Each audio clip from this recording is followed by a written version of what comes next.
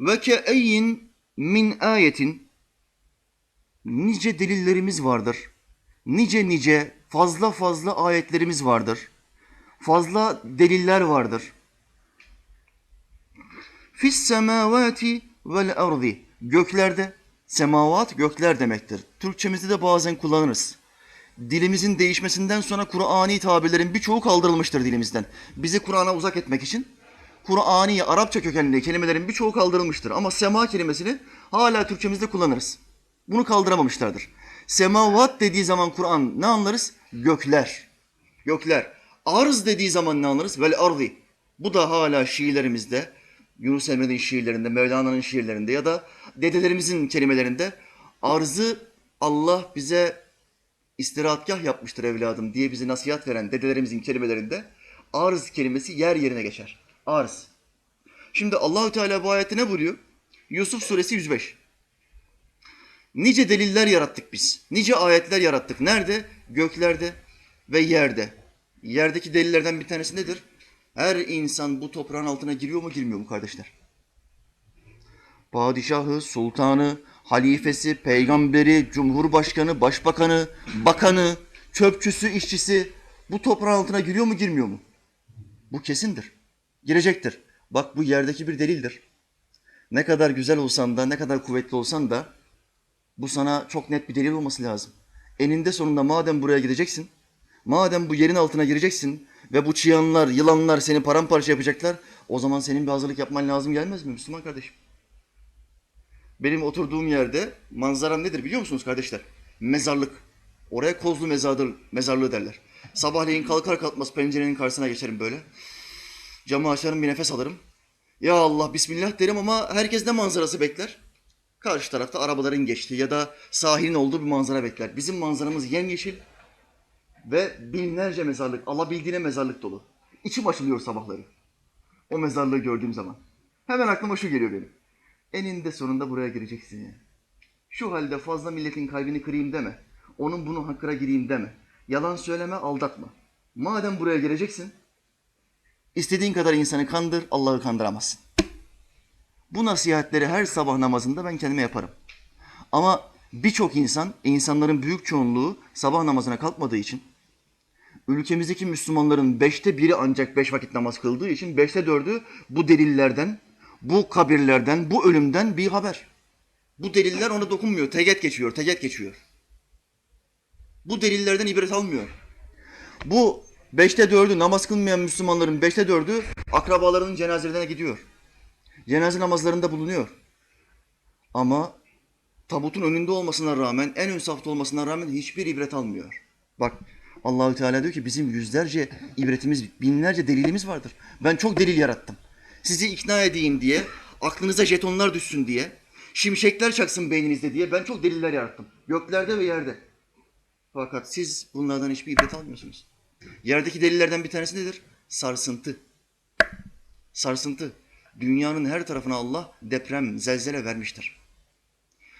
Efendimiz Aleyhisselam'ın deyimiyle Allah herhangi bir beldenin halkını gafletten uyandırmak istediği zaman yeri sarsar.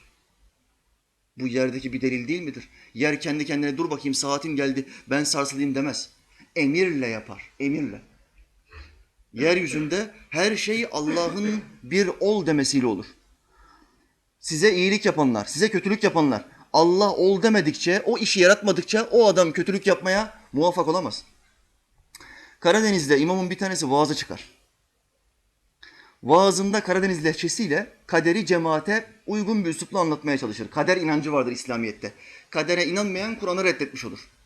Kadere inanmayan Muhammed Aleyhisselam yalancıdır demiş olur. Bakın etrafınızda böyle sapkınlar çıkarsa biz imanın şartını kabul ediyoruz ama 5 olarak kabul ediyoruz. Hangisi kardeşim inkar etti? Kaderi kabul etmiyoruz. Bize mantıklı gelmiyor. Öbür tarafta sana mantığı gösterirler. Çok güzel gösterirler sana. Allah ayetlerinde kaderden bahsedecek. Peygamberi tabi olmamız farz kılınan peygamberi kaderden bahsedecek. Sen diyeceksin ki benim aklıma yatmıyor.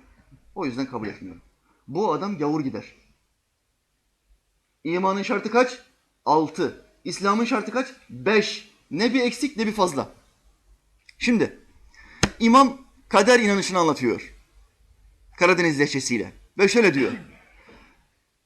Kainatta ne olursa olsun, dünyanızda ne olursa olsun, iyilik ya da kötülük, başınıza ne gelirse gelsin, Allah'ın ol demesiyle, yaratmasıyla oluşur.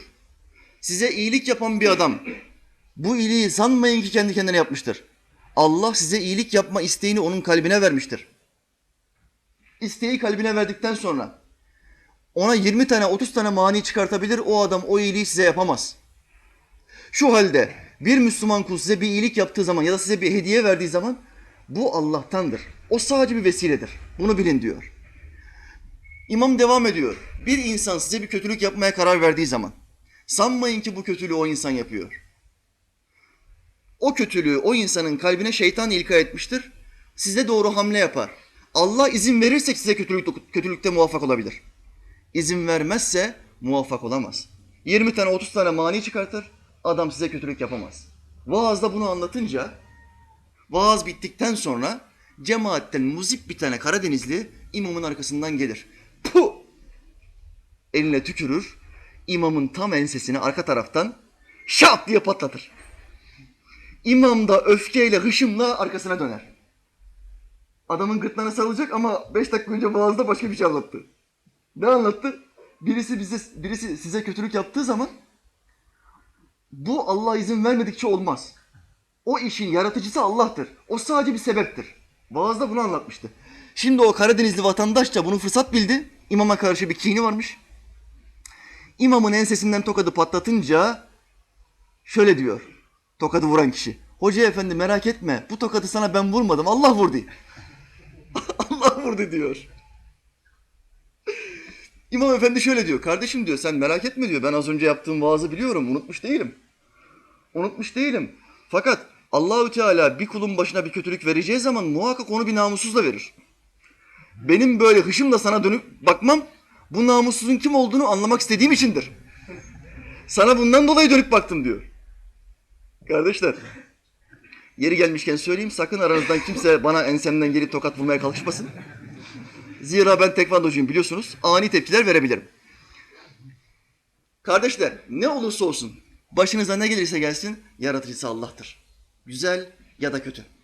O izin vermedikçe Kur'an'ın deyimiyle onun izni olmadıkça bir yaprak dahi yere düşmez. Bir toz zerresi dahi havalanmaz. Bu iki farklı ayettir bunlar. Şu halde her şey onun izniyle.'dir. O zaman bizim Allah'ın kulları olarak yerlerdeki ve göklerdeki delillerden bir haber olmamamız lazım. Dikkatli bir şekilde ibretle bakmamız lazım. Ama kalpler o kadar kirlendi ki, gaflet o kadar fazla arttı ki göremiyoruz. Bu delilleri, bu ibretleri göremiyoruz. Göklerdeki delillerden bir tane delil vereceğim. Bir tane delil vereceğim.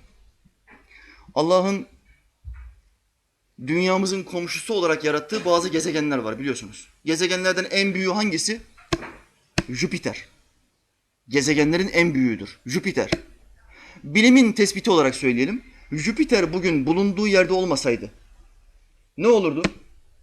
Bütün gezegenlerin çekim kuvvetleri darmadağınık olurdu. Hepsi birbirine arabaların kırmızı ışık, bütün her tarafta yeşil ışığın yanması gibi, arabaların birbirine girmesi gibi bütün gezegenler birbirine girerdi. Bir tek Jüpiter. Allah Jüpiter'i neden oraya monte etti, neden oraya koydu?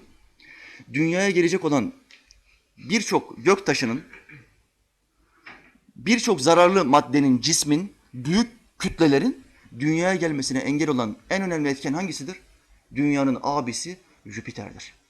Yine başka gezegenler, Venüs, Uranüs, Neptün, Mars, bu gezegenlerin görevine Allah hepsini bir noktaya monte etmiştir.